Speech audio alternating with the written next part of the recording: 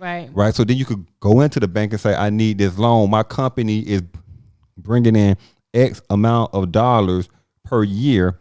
Man, I just had a meeting on this earlier too with someone. My company bringing in X amount of dollars per year, and they still turned down my loan. Why? Because of your personal credit.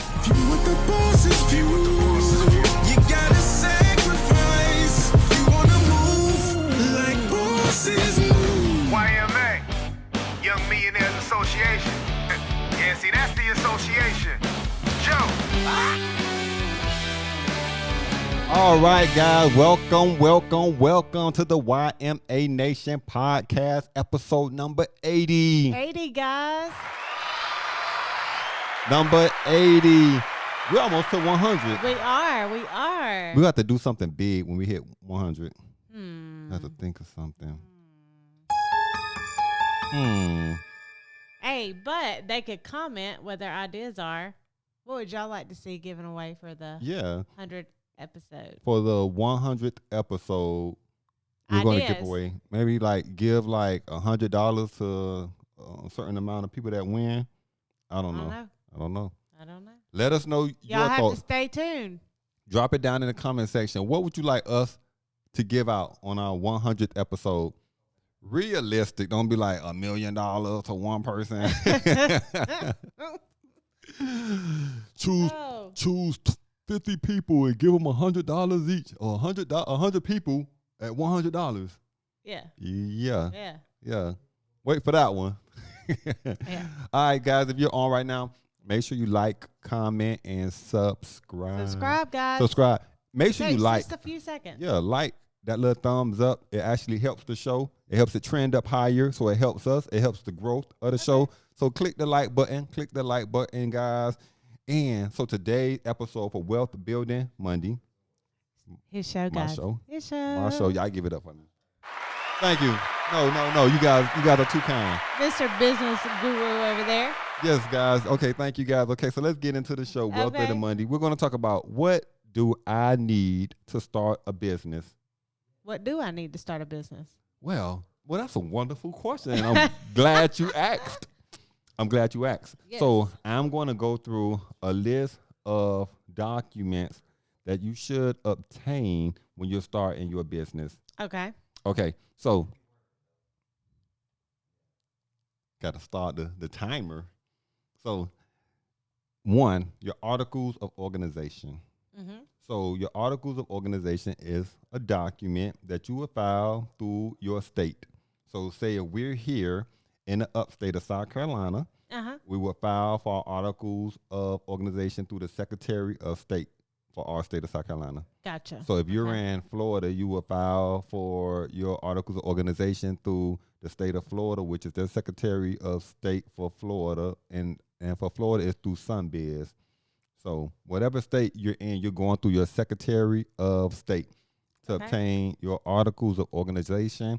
And so when you're filing as a corporation or you're filing as an LLC. Okay. All right. The reason that you need to file, say you have an idea and you're like, oh, these glasses, I'm going to sell these glasses online, right? And say someone say, hey, you know what? Say you have not filed for your articles, right? So right now you're just acting as a sole proprietor. It's just an individual that's selling a product or service. Gotcha. Say someone put the glasses on and say, hey, you know what? Those glasses were cheaply made. The frame caused my skin to break out. They're going to sue you. Right. There's no protection. They're suing the individual for that sole proprietor that you're running. You're running that business. When you file your articles through the state, then you become an actual company.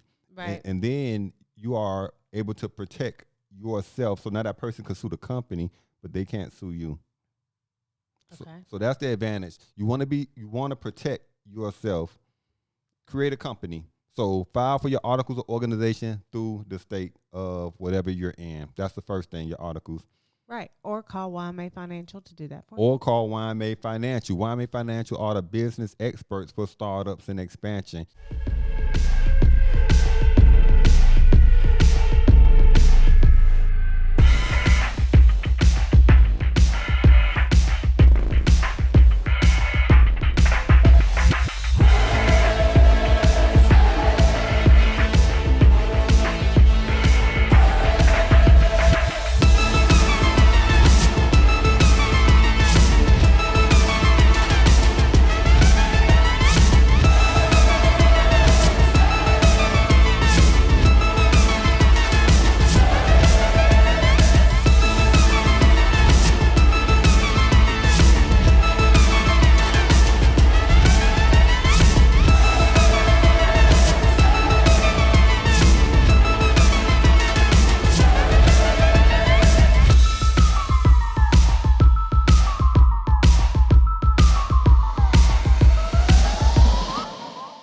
The next thing is your tax EIN.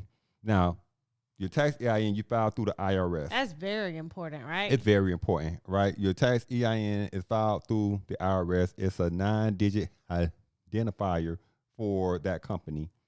So it's kind of like a person's social is to the individual. Yeah, that's a good way to see it, right? As because that identifies that company. So your social security number identifies you as a person.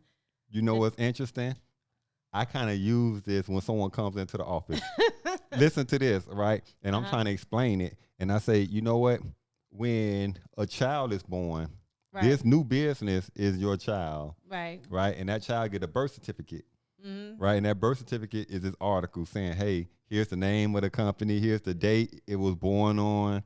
And here's because you have to put like the parents and everything. So here's the owner, right? On that, which is the members of that company. And then that child gets a social security number, which is the tax EIN, right? That connects that child to that number. So, and which is important because the same thing as your company grows and you start applying for credit under that business, they're going to ask for your tax EIN. Right. So even if you're a personal guarantor, you still need that tax EIN to apply for business. Interesting that you say that. So this is a big misconception in the business industry. Okay. For you entrepreneurs out there and business owners, is that I can obtain credit with no PG. And there's ads all over the internet. I can get credit with no PG. Is that true? Yes, you can. Right? Because there's a such thing as called Dun and Bradstreet number, right? So you apply, you get your DUNS number, which is free also. And that also is a 9-digit identifier for that company where they're able to trace, just like you got FICO, right? And FICO, it regulates consumer credit. Right. And it creates, there's 5 things that, based on the score. Right. So Dun and Bradstreet does the same for your business, saying how often do you pay, your cards and all that, your accounts. Exactly. Right. So you apply for your DUNS number and you start to obtain vendor accounts, right? Where you get like gas cards, a Staples card, Office Depot card. Kind of like the starter cards, right? Well, no. Well, it's a vendor card for your business. Gotcha. Right. So you may get like a gas card and say you have a van and you do deliveries, right? That gas card could be important for you. Mm-hmm. All right. So now you could build credit under that. Right. The problem is when you really go to establish true business credit where you want to get like an American Express card, you want to go to Chase and get a business loan, a business line of credit, a business credit card, Capital One, Citi, Barclay. They're going to look at you as they're going to check your credit. So be cautious to know that a vendor account and building up, I got an 80 pay debt score, but I got a 550 personal credit score. You can do both. I mean, you can have one without the other, but it's to your benefit to build both. You want to have excellent business credit and you want to have excellent personal credit. That way you never be turned down or denied. Right. Right. So then you could go into the bank and say, I need this loan. My company is bringing in X amount of dollars per year. Man, I just had a meeting on this earlier too with someone. My company bringing in X amount of dollars per year and they still turned down my loan. Why? Because of your personal credit. Right. Get your personal credit where it needs to be. And really, that happens a lot in commercial real estate too. You have a lot of these businesses, I need to get a building for this. I need to get a building for that. It's like, are you signing for the building?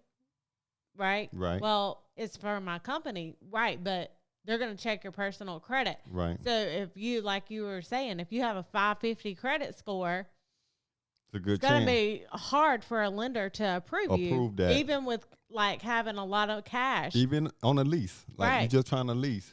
And now some companies will say, hey, instead of you putting X amount of down, I need you to put this enormous amount down because your credit score, is too low to approve you otherwise.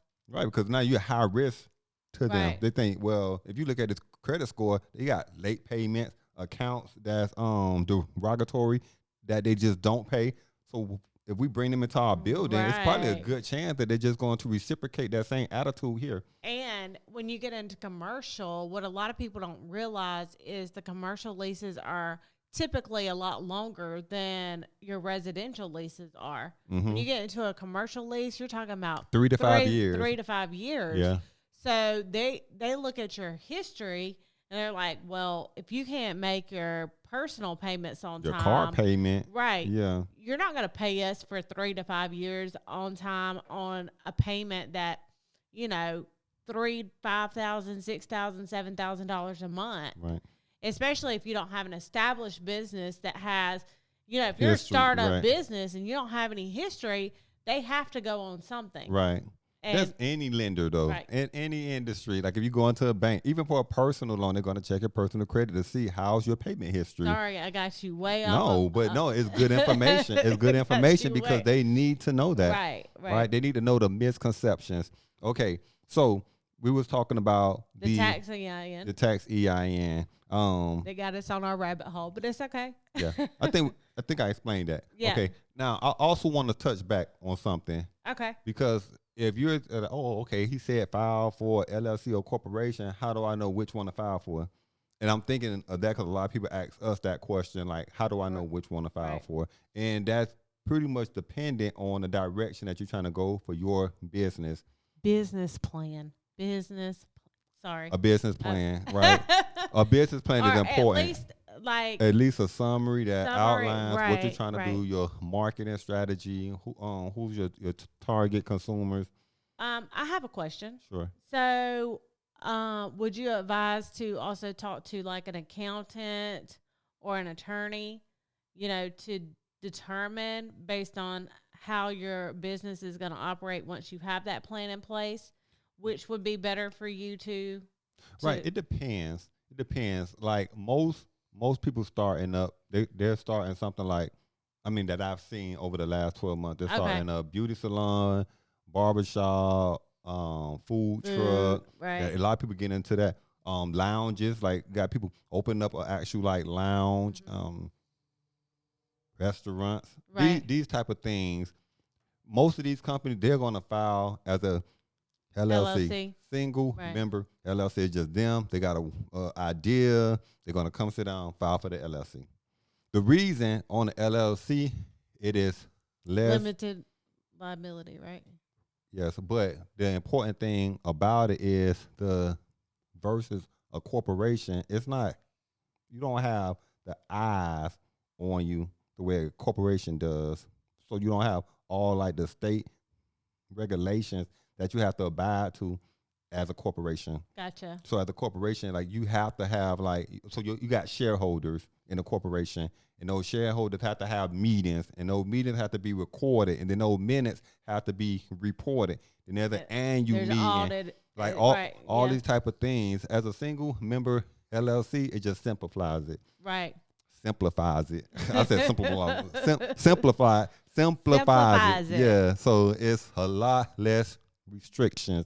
Gotcha. Versus a corporation. Now, if a corporation may fit for you, if you have this idea that's just too big for LLC and you have investors coming in, then it may make sense. Multiple people involved. Investors and shareholders. Or if it's like you and I coming in and you say, okay, should we file for a multi-member LLC or should we file for a corporation? I don't want to turn the whole show into this, but you have to think what makes sense. So as a corporation, you say, if as a shareholder, what percentage do I want to retain of this business? Right. So if we're going to offer 100 shares, just saying as a number, 100 shares, and I got 50 shares and you got 50 shares, pretty much saying that we're 50-50 partners in this business of ownership. Okay. And that goes into decision making and those types of businesses. I want to get into that when I get into the operating agreement. But here's See, I'll just be jumping ahead all the time. Here's another good misconception, because I get this question all the time when people are filing for the LLC. They say, I want to file for SCorp, right? You can't file for SCorp. See, people think SCorp is like this big company. Everybody say, get an SCorp, and they think that it's a business. I started off checking it every other week, just like most people do. Then it got out of control. I couldn't help myself. I started checking it day after day after day. I didn't realize that I was becoming addicted until my wife said something. What did she say? She said, it's just a credit score, relax.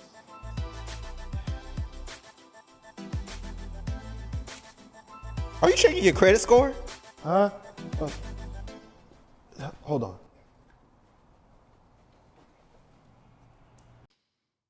Entity. It is not. Her SCorp it's a taxation election. Right. Right. That's it. So it has to do with how you file your taxes. It's how you file your taxes. As a LLC could file for SCorp, a corporation could file for SCorp. So it's just, if you're filing for SCorp, you're probably trying to avoid being like double taxation. Right. So I wanted to just take away that misconception. So you get you a good accountant that tells you exactly how to file your taxes. And you get a good tax professional that tells you how to file, that actually does your taxes the right way. The right way. All right. So the next thing after your tax EIN, you want to get your certificate of existence. Another misconception.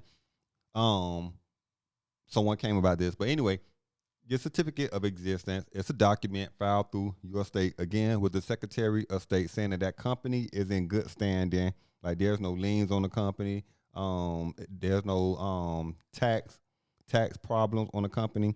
It's just a certificate of good standing in some states. In some states, it's called a certificate of good existence. Where you was going. Where am I going? Where am I going? You'll see a lot of people post their certificate of existence. Well, I don't know about the post, but someone actually came with that, and the bank said that I need. Yeah, that's actually wrong. Well, yeah, people probably do post it, but the posting, if someone says that, hey, I just launched a brand new company, check it out, and they got a certificate of existence, you're going to need more than that. Yeah. And the person that filed for this person was filing for the company and under the assumption that the certificate of existence, because it's way cheaper. It's like 70% cheaper than filing for the articles. So I think they were probably trying to save money or just didn't know. Right. I'm not sure. But so get with the professionals at YMA Financial.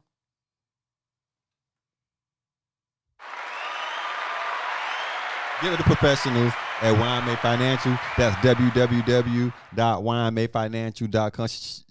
Look at she be plugging the whole show. Good job. And then I know that they're going to throw in a commercials too for YMA Financial. Boom. But yeah, business experts, all you people out there trying to start your companies up, YMA Financial.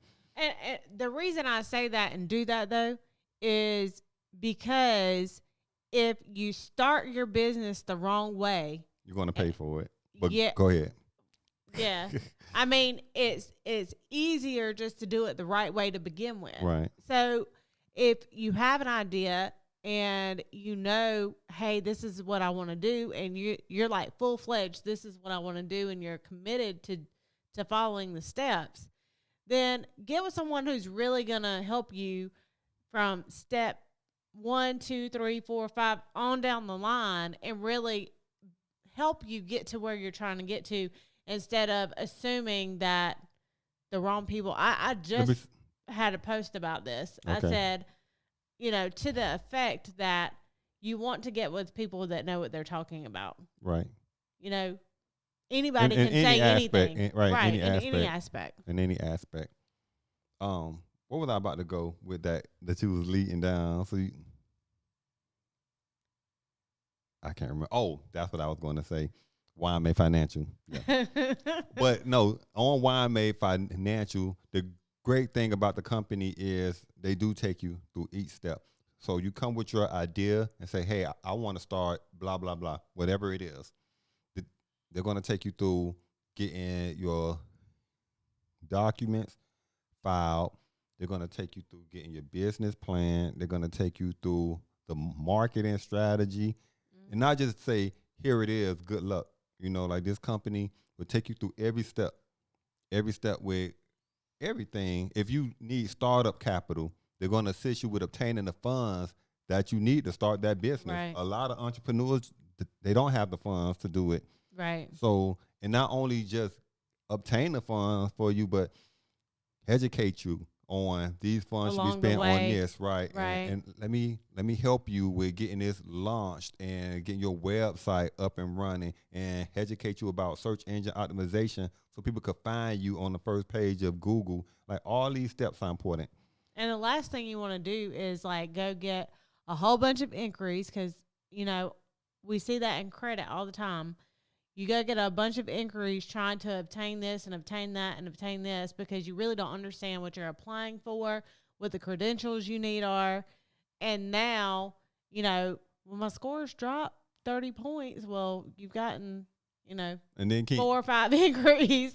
And that's fine, you know, to go out and try to learn or attempt to do it on your own. But you always have to think of like the after effect of something too. Right. Because if you come to a company like YMA Financial and you got like 10 new inquiries on your credit, then you trying to go to like a bank for that company to help you, that they'll just turn you down and say, too many inquiries. If you guys probably seen it on your credit, even applying for like a credit card or something, right, you just see it say, it gets too many inquiries. Decline, too many. Yeah. Right. So, because they think that you are in a place where you just out there just trying to grab money because you are desperate. Mm-hmm. Desperate. Your operating agreement. So your operating agreement is used by LLCs, pretty much to outline the responsibilities of each member of the company. Or if you're a single member LLC, it outlines everything for how the company should be regulated and operated. So who makes the decisions and everything. Exactly, everything. Gotcha. So if you are a single member LLC, is it critical to have it? No. Just being transparent. Is it critical because you are responsible for everything? For all the decisions. Anyway, so you don't really need a contract or an agreement to tell you, hey, you're responsible for the business bank account. Hey, you're responsible for the business financials. It's understood. Right, because you are the only member. You are reporting to yourself. Right. Now, if there's more than one member, yes, this becomes critical because it's almost, I know some people don't agree with a prenuptial agreement on a wedding, but it's almost like having a prenuptial agreement for a business. Like if anything goes wrong, that document protects each member.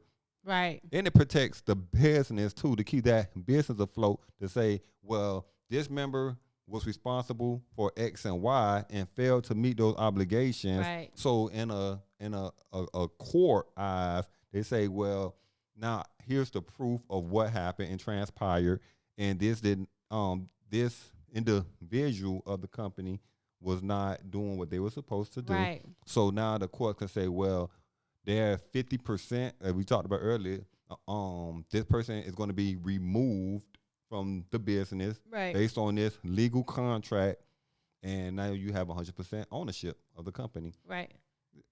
Not saying that we want to see that happen, but you see always have to protect your business. And you see it with investors because, you know, people who want to obtain control of their company but need investors to come in for, you know, expansion, marketing, extra, you know, product. You have to be able to grow and scale that company. Right. Some people need those investors. They need the investors, but they want to retain control. So they want to keep at least 51% of that company, so that they maintain control of the decision making of what's going on. Watch Shark Tank. Watch Shark Tank. That's an interesting show. The last thing I want to go over is based on the type of company that you operate, it may be required in your city or your state to obtain like a certain type of license. Like say you're gonna open a lounge, and you want to serve alcohol. Liquor license, right? Oh, I'm just saying, for instance, like there's a lot of licenses that need to be obtained based on the business type. So check with your local business office and see like those. And it's not too LLR. expensive. labor licensing and regulation. Yeah, it's not too expensive. Yep. So, but just make sure that if you're going to start a business, operate the business the proper way, with the proper documentation. And if you don't know how, then get professionals that are familiar to help you along the way. Yes. So if you need help or you have questions, you can always contact YMA Financial. Watch like the site, the hit's gonna be like YMA Financial, guys. YMA Financial, guys. YMA Financial, guys. Thank you. This has been interesting information. I want to see some people start their businesses because everybody talking about generational wealth.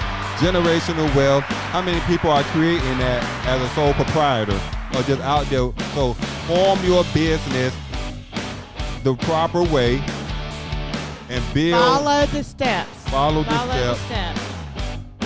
Guys, thank you so much. Episode number 80. Episode number 80, guys. So Wednesday, we got Real Estate Wednesday. You excited? I am. Guys, make sure you like, comment, and subscribe to the YMA Nation podcast. I'm excited on Wednesday, right? Because I like to hear people learn about real estate because that's one of the largest ways of building wealth is through real estate outside of like the stock market and things of that sort. So guys, we will see you on Wednesday for Real Estate Wednesday. You gotta sacrifice. You wanna move like bosses move. YMA, Young Millionaires Association. Yeah, see, that's the association. Joe.